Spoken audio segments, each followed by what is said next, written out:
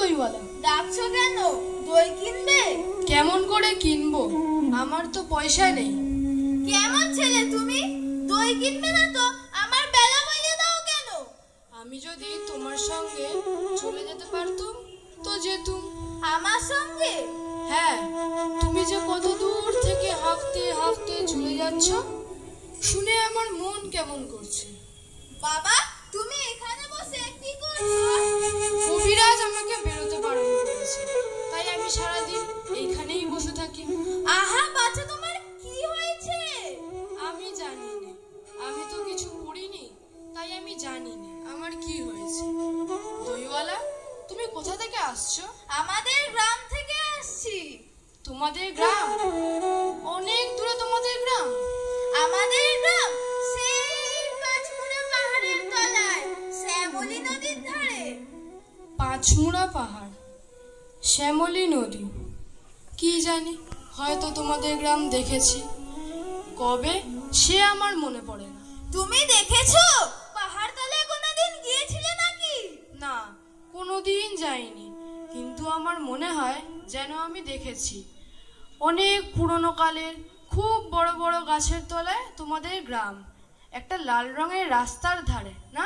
হ্যাঁ বাবা, ঠিক বলেছো। সেখানে পাহাড়ের গায়ে সব গরু চড়ে বেড়াচ্ছে। কি আশ্চর্য, ঠিক বলেছো। আমাদের গ্রামে গরু চড়ে বই কি, খুব চড়ে। মেয়েরা সব নদী থেকে জল তুলে মাথায় কলসি করে নিয়ে যায়, তাদের লাল শাড়ি পরা। বাহ বাহ, ঠিক কথা।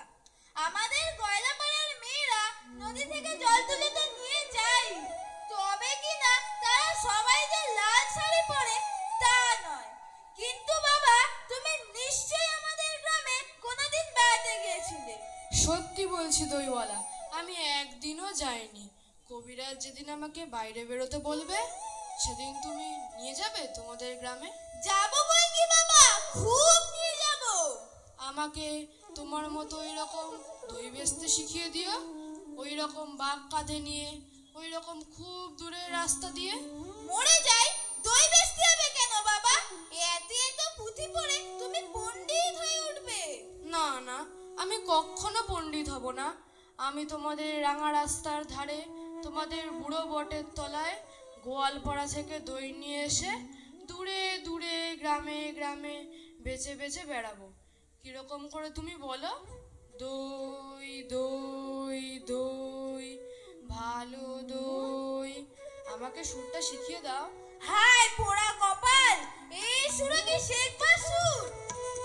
না না, ও আমার শুনতে খুব ভালো লাগে।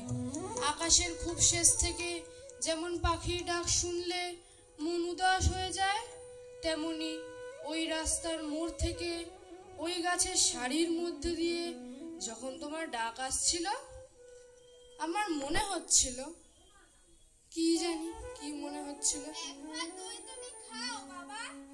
আমার তো পয়সা নেই। না না না, পয়সার কথা বলো না। তুমি আমার দই একটু খেলে আমি কত খুশি হব। দইওয়ালা, তোমার কি অনেক দেরি হয়ে গেল?